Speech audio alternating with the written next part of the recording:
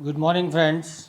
I again welcome you for our next lecture on chapter number 2 of William Henry Hudson's book, An Introduction to the Study of Literature. In this chapter, we already discussed the importance of the study of the historical study of literature. We discussed in the last lecture the relationship between literature and the society, or literature as the product of society. And today we want to understand the importance of the study of literary technique. Before we understand this importance of literary technique, first of all, let's try to understand what a technique is in literature. Friends, the basic purpose of the author is to convey his ideas, convey his emotions to the readers in the most effective manner. The writer wants to express his feelings, his thoughts, his ideas to the readers. And the question is how the writer does this. The answer is that the writer does it in the most artistic manner, in the most beautiful manner, in the most effective manner. So, if the author wants to express his thoughts, his emotions in the most effective manner, he needs to adopt proper tools for that. What are the tools adopted by the author? The tools are, number one, the language of the author. It is only through the language that he expresses his thoughts, his emotions. Apart from this, an author needs proper composition. Composition means rachana. And every author, as per his requirement, adopts or takes up different compositions to say his ideas. Some writers take the form of a novel, some others take the form of a drama, some others take the form of a short story, some others take the form of poetry. So they adopt different forms to express their ideas, number one, and they have one very important tool to express their ideas, and that is the language. So, for this use of language and for adopting different forms of literature, the writers, the authors need some proper technique. Why? I am also using language, you are using language, but I am not an author. I cannot be an author of literature. A common man cannot write poetry though he or she has the tool called language. We all know the tool, how to use the language. So we know we have the tools, we have the forms also, but we cannot be the writers. Common man, everybody cannot be the writer. Why? Because the author, the writer, must have proper literary techniques. So that's why only a few people who become some noted dramatists, noted playwrights, noted novelists or poets, they have proper literary techniques to express their points, to express their ideas or emotions. So, we are all the students of literature. And as the students of literature, when we want to study a particular work of art, or when we want to study a piece of literature, we need to study the literary techniques used by the authors in literature. So, the first thing as the students of literature we have to do is to study different forms of literature, because the authors adopt different forms to express their things. So, as the students, we must also study different forms of literature. Now, when you are studying in previous semesters, many times we have discussed this, that there are different forms of literature. We have the form of drama, we have the form of poetry, we have the form of short story, we have the form of novel, we have the form of essays. We have the form of biographies, autobiographies. These are different forms of literature. So, if you want to understand drama, if you want to understand Shakespeare's plays, then you need to understand what a drama is. What are the elements of drama? What are the important characteristics of drama? This you need to understand first before studying William Shakespeare's plays. In the same manner, if you want to study Charles Dickens' novels like Great Expectations, then first you need to understand what a novel is. First, you need to understand what are the important elements or characteristics or features of a novel in literature. In the same manner, if you want to study an essay, a literary essay of Francis Bacon or Charles Lamb, then you need to understand some important things, some important norms of writing a literary essay.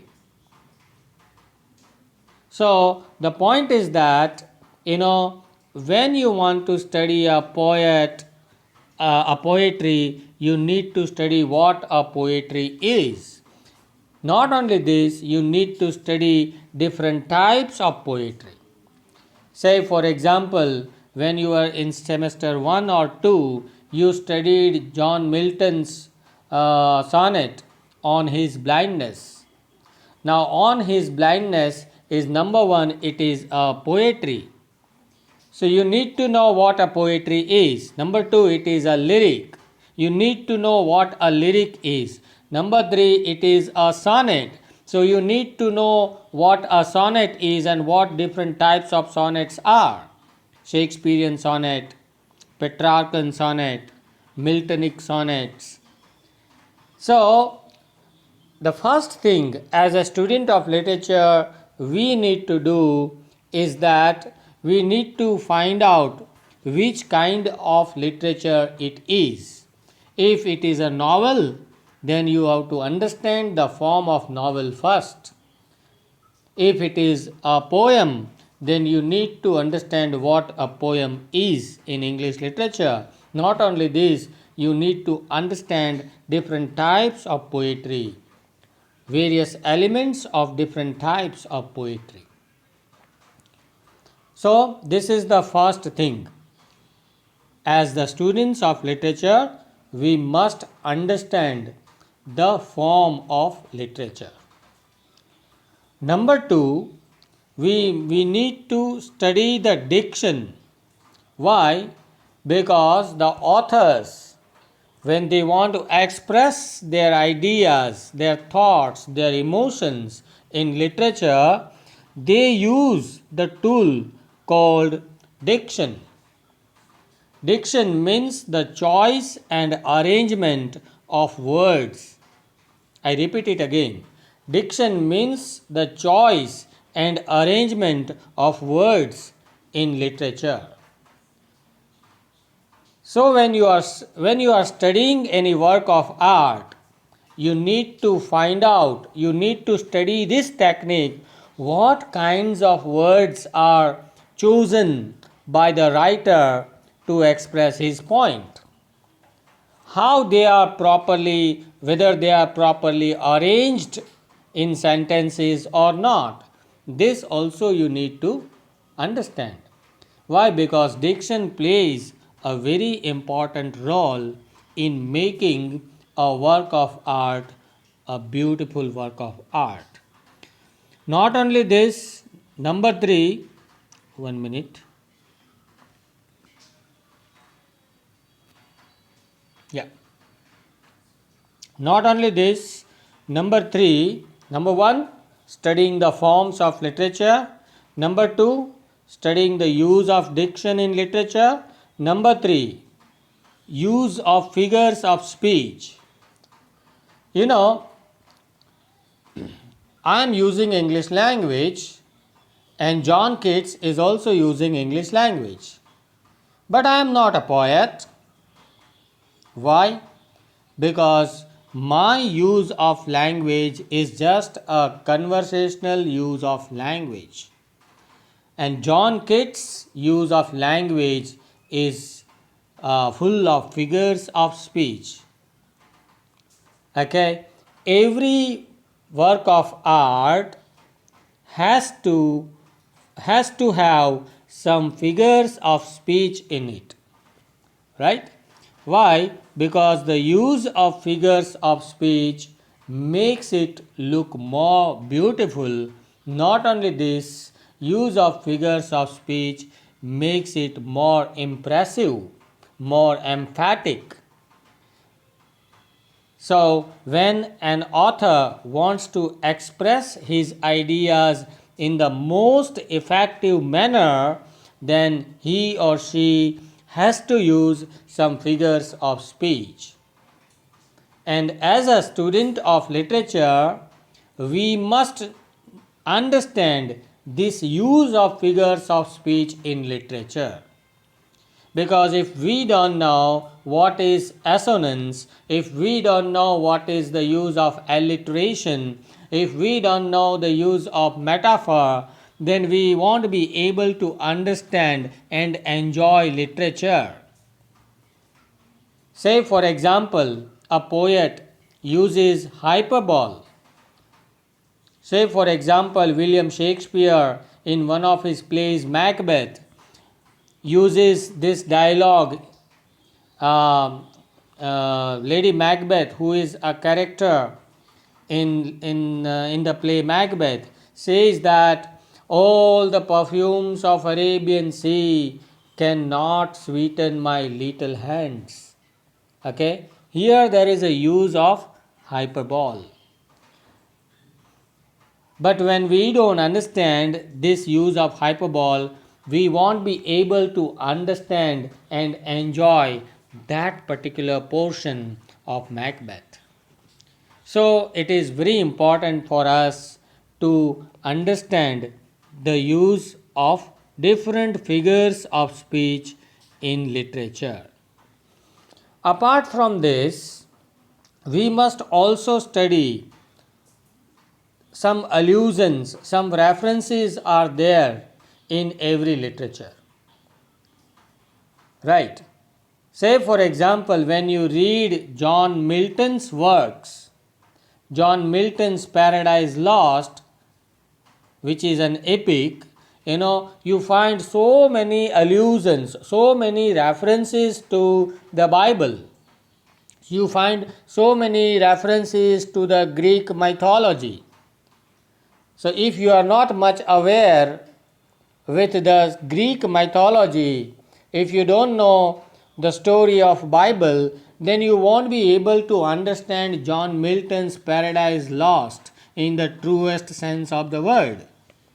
So to enjoy and understand literature, we must also study these allusions, these references. Many times, it so happens that when you read T.S. Eliot's poem, T.S. Eliot is a 20th century poet. If you read T.S. Eliot's poems, for example, The Wasteland, if you read this poetry, there are so many allusions, references to our Indian mythology, Indian philosophy. So to understand T.S. Eliot, you need to first of all understand Indian mythology, Indian philosophy. Why? Because many a times, T.S. Eliot gives reference to Indian mythology and philosophy. So as the students of literature, first of all, we need to study these references and allusions. We must have some basic knowledge about the different cultures of the world, different mythologies of the world. We must have some basic knowledge about the great scriptures of the world, because most of the times, most of the writers give references to these scriptures, to the popular philosophies of the world, to some important holy books, books of the world. So allusions and references are also they also should be taken into account. Moreover, we must also try to understand the different conditions or different techniques which are available or which were available during the time when the author was writing literature. Say, for example, there were so many limitations of stage in the times of Shakespeare. In today's times, the picture is different. In today's times, what we see is we have the light effects, we have so many technologies on the stage, okay, so that the picture is properly created on the stage. So we have the benefit of science and technology in today's times. But when Shakespeare wrote his tragedies, there was no technology and there was no science. There were so many limitations of the stage, and that's why he has written the dialogues in that manner only. So to understand Shakespeare's dialogues, to understand Shakespeare's setting on the stage, we need to keep in mind the stage conditions of Shakespeare's times. So this also needs to be taken into account. Another important thing is that when you are studying poetry, then you need to focus what is music, how music is created by the poets, how rhyming is done by the poet, because music and rhyme play an important role in poetry. Okay, so as the students of literature, we must have some basic knowledge about the rhyming scheme, different rhyming patterns, different stanza patterns. We have different stanzas like couplets, like tercets, like quatrains. So you must know what is a quatrain, what is a tercet, what is a couplet. Okay, so let me recollect these things. Number one, as the students of literature, we must have some basic knowledge about different forms of literature like drama, like poetry, like short story, like novel, biographies, autobiographies, travelogues, etc. Not only this, we must also know what are the different types of drama, different types of poetry, types of short story, types of novels. Not only this, we must also understand what are the important characteristics of these different types of forms of literature. Number one, forms. Number two, you must know and understand the diction of the writer, choice and arrangement of words. Number three, you must be aware of different literatures of the world, different mythology, philosophies of the world.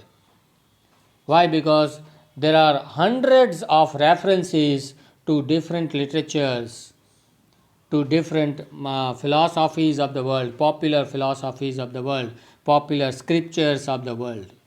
So, the knowledge of this world literature, world philosophy is also required. Another thing is that you must also study different stage conditions which were available in different periods of time.